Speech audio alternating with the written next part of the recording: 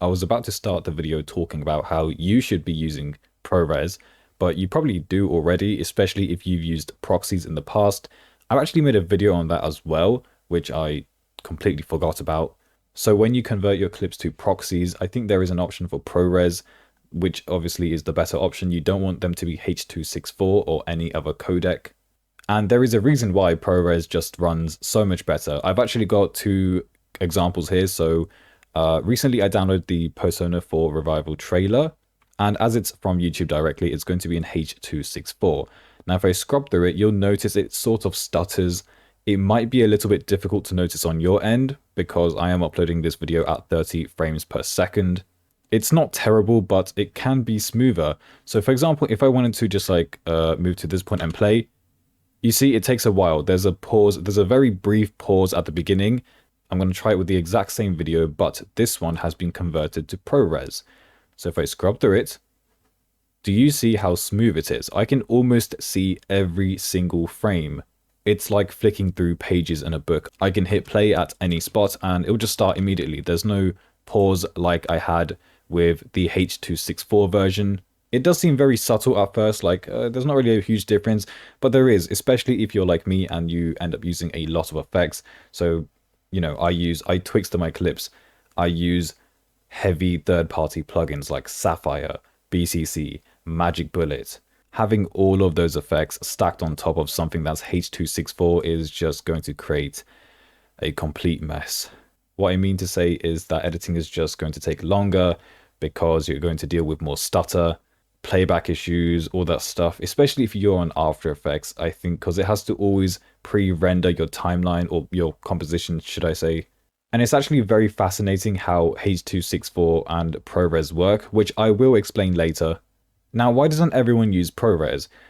I think the biggest disadvantage is file size. This codec can, obviously, you know, it depends on your resolution and your frame rate, but generally speaking, it can take up a lot of space. So you could have the exact same clip as h.264 and it could be, let's just think of an example. It could be 15 MB for a 10-second clip. That's not too bad, right? 15 megabytes for a 10-second clip. If I convert it to ProRes, it could end up being like 100 megabytes instead. Now that's a very big jump. The other day I converted this trailer to ProRes and the file size, you can imagine, was absurd because the original clip, the original source was in 4K and 4K resolution is of course 4 times 1080p. So yeah, I just thought, yeah, there's no way I'm going to do that. So what I did was I downscaled it to 1080p. And honestly, it's more than sufficient, but I think it's still a very large file. In fact, I am going to double check. Yeah, here it is. So this is 2.37 GB. And if we compare it to the original, let me just find it. One of it's in 4K, I think. So the 1080p one. Look at that. That's only 38 megabytes. 38, which is the h.264 version, directly downloaded from YouTube, versus the one that's been converted to ProRes, 2.37 gigabytes. So if I head over to details, you can see that the frame size is the exact same, but the bit rate is significantly higher. So this is only around 2000. This one's 168,000. That's probably why it's so insanely large. Now, I want to show you a post that I found the other day because I didn't really understand ProRes myself. So naturally, I went out looking for information. So this guy, he said, I'm trying to better understand the science behind editing in ProRes. Someone explained in the comments what the difference is. So h.264 is a interframe codec. Interframe. So this means that the compression calculates the difference, note that, between consecutive frames, which is why the file size can be much smaller. So h.264 is an interframe codec, but ProRes is an intraframe codec. So let's check out the difference between the two. The top one is intraframe. This is ProRes. So each frame seems to have its own information. I like to imagine them as PNGs. I don't know if that's a good comparison, but that's just how I like to compare the two. PNGs versus JPEGs.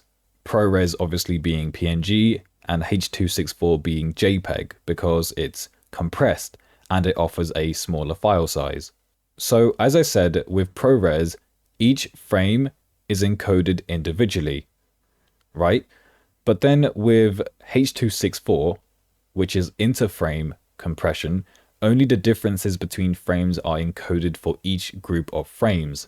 And the difference being here for this example is the arm of this figure. So everything else remains static besides the arm, which is moving. So that's the only area that needs to be encoded for each frame. So frame 1, frame 2, 3, 4, 5, 6, 7. I've got no idea why I just counted that. I'm pretty sure you can count yourself. Either way, I think this is how it works. Do correct me if I am wrong. But these frames after frame 1 contain fewer data because they are essentially using frame 1 as a base. And this is probably where, by the way, like I haven't looked into this any further, but so this is kind of like a theory. It shouldn't be. But I just want to let you know because, you know, I don't want to spread any misinformation. But whenever you're editing and let's say you move your playhead to the last frame, as an example, what it has to do is go all the way back because it doesn't know how to present that frame, if that makes sense, which is probably why there's a slight pause. It has to go back, find this frame, and then apply it to the one you're on. Whereas with ProRes, it already has the information available for every frame because every frame is encoded individually. If you want to check out this visualizer for yourself, I will leave the link in the description below to the original post. Now, what about using ProRes for other reasons? For example, uploading onto YouTube.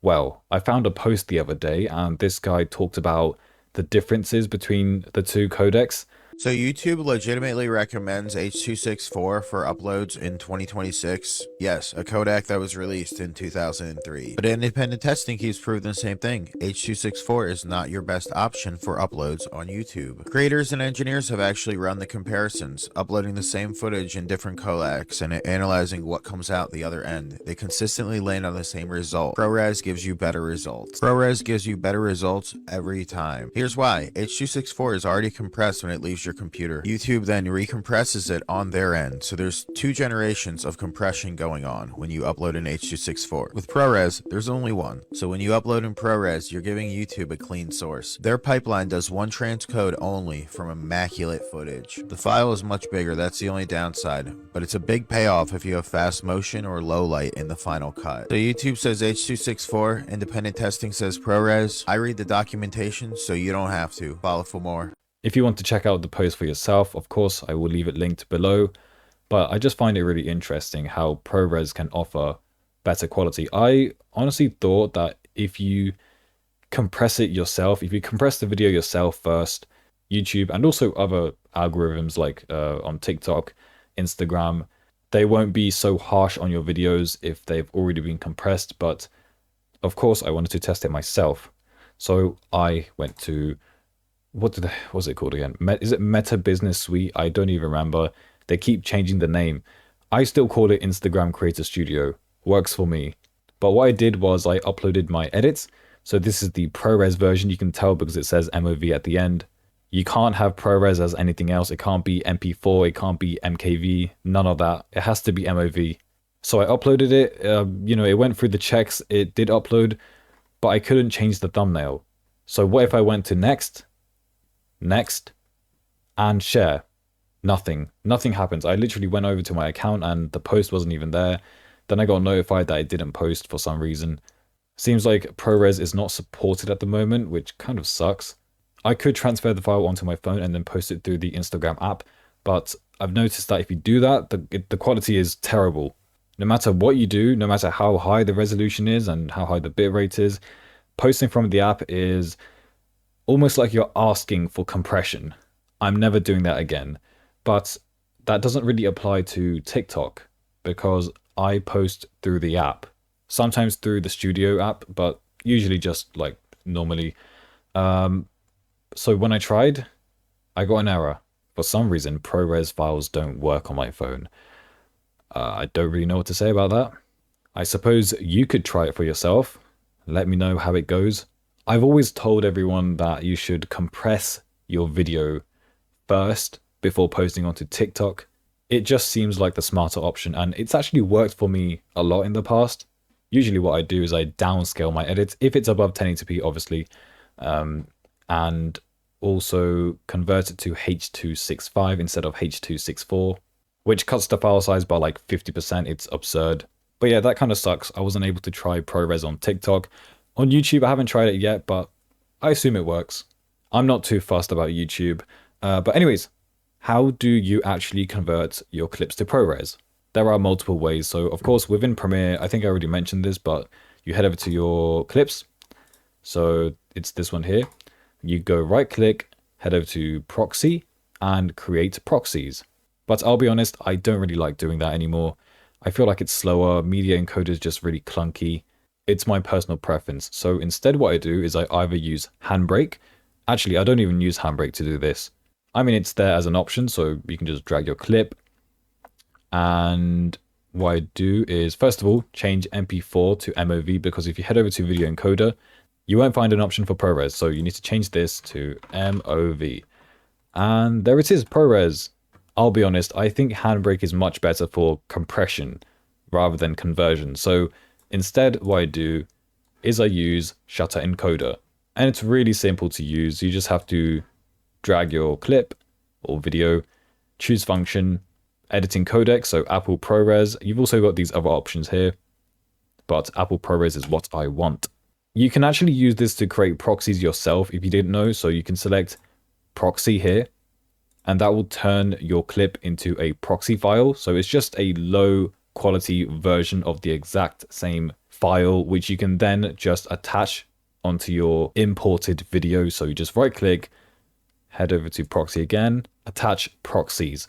So you don't have to use media encoder, especially if you don't have it installed for some reason. Never use proxy if you're going to upload onto YouTube, Instagram, TikTok. I'm sure it's common sense, but people have done that in the past. Depending on your properties, you want to keep it around 422, maybe lightweight. I've used it before. You're going to have to do your research yourself. It's a little more complex than it seems. But whatever you do, never use proxy unless it's for editing.